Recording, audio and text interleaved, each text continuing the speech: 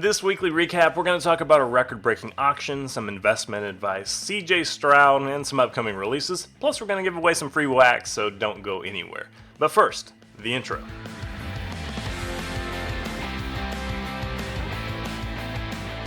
The biggest sports card story of the week is this 1914 Babe Ruth rookie card just fetched over $7 million at auction.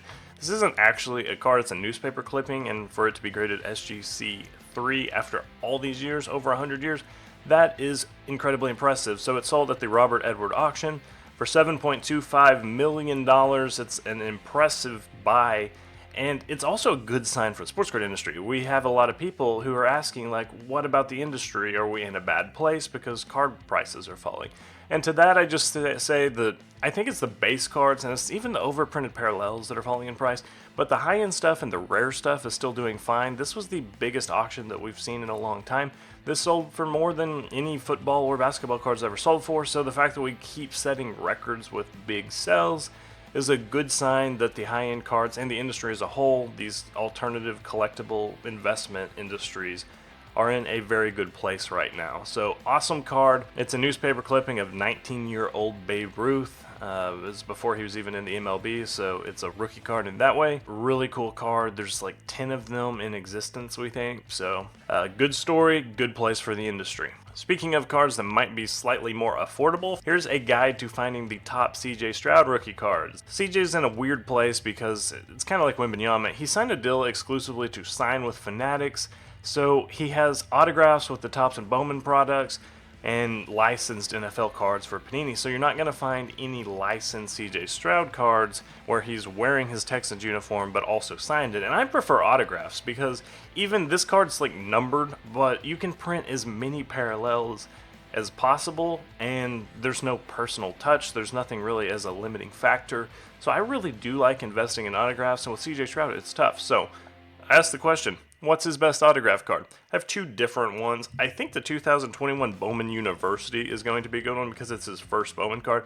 And Topps is definitely attempting to extend the lifetime value of the college athlete, for sports cards at least, by really leaning into this idea of prospect investing. So the first Bowman autograph of CJ Stroud is going to be potentially considered his best autograph. This is from 2021. Looks like this. It's not a licensed product, so it doesn't have the Ohio State logos. But still, this is the first noteworthy card he ever signed, and there's not that many of them, so if you're interested, it could be a very good buy if you're an autograph investor. Or, this is his one licensed autograph card, and it was the Panini Instant Rookie Premier that dropped with him in his Texans jersey using the Texans logo. So there's not many of them. This is actually the black one of one, which is, I think, $100,000 on eBay right now. But if you're interested in a CJ Stroud licensed autograph, it has to be this Panini Instant one right there. Either way, we looked at other mistakes that you can make buying CJ Stroud cards, some recommendations of cards to buy, different boxes to potentially invest in, and more. Check out this article. In this article, we talked about there is more to some 1990 Topps Air cards than you would think. It's a really exciting read. John does a really good job looking at historical cards and just giving them a story, bringing them to life a little bit. And it is a look at the different airs in the 1990 sets, what they're selling for, what particular airs to search for, and how it can make your cards more valuable. So if you have some junk wax era 1990 baseball cards sitting around, there might be a little bit more to them than you think. It might be a reason to pull out some 4-row boxes and, start searching through your cards, seeing if you have any of these airs. There's another story as well about what you need to know about buying cards at Goodwill. This is cool. I didn't even know Goodwill had cards until like a month ago, and I make videos about cards all the time. So you can find sports cards there. Keep in mind that Goodwill gets their stuff from donations, so you're more likely at an estate sale or something to find something cool, but you can occasionally hit some cool stuff at one of these. So it comes from donations. Occasionally they buy out stores or corporate business donations. So whether it's personal or corporate, there's probably not going to be a lot of $100,000 cards there, but you could find some stuff to collect. And there's not only in-store Goodwill store shopping and donation centers, but you can also go to Goodwill's online marketplace, which is it's goodwillfinds.com. So you can go search sports cards here and bid on some auctions. Some of them sell for quite a bit considering they really have no idea and there's not many great pictures of what you're going to get. But there's shopgoodwill.com and goodwillfinds.com and a guide to how to potentially find some hidden gems in these websites. We also published a guide to Yoshinobu Yamamoto and his Japanese baseball cards, and I have no idea how to actually say his name, so I really apologize to him and his family because I just absolutely botched it. That was terrible, and I realized that. But he is a rising star in the Japanese baseball system. Obviously, he's getting some comparisons to Shohei just because he is a star playing in Asia right now and will presumably come over and have hopefully some success in the MLB. But if you want to be an early adopter, we have some recommended cards to check out, including his 2022 Bowman and more. So if you're interested in buying some of his cards, this is the ultimate guide to point you in the right direction. And now let's look at some releases. 2023 Topps Inception Baseball has dropped with an affordable focus on hits and youth. So there's a lot of nice rookies. It's annoying to everybody involved that they're coming out December 6th, so it's more Topps product after the season's already been over and the Rangers won a month and a half ago or whatever. So it's at this point so late in the year that it's hard to really get excited about the 2023 rookie class anymore, especially as many sets have been pushed out. But it is a good product, as noted right here.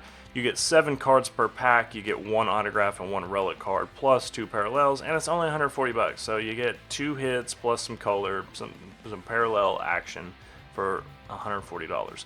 In other industry news, eBay signed a deal with sports card trading company ComC. Check out My Collectibles. If you don't know them, they're their own marketplace. I pulled them up right here. So you can buy cards right here and from users. But now I think it's just going to be this integration basically. So it's going to be one-click listing from ComC to eBay.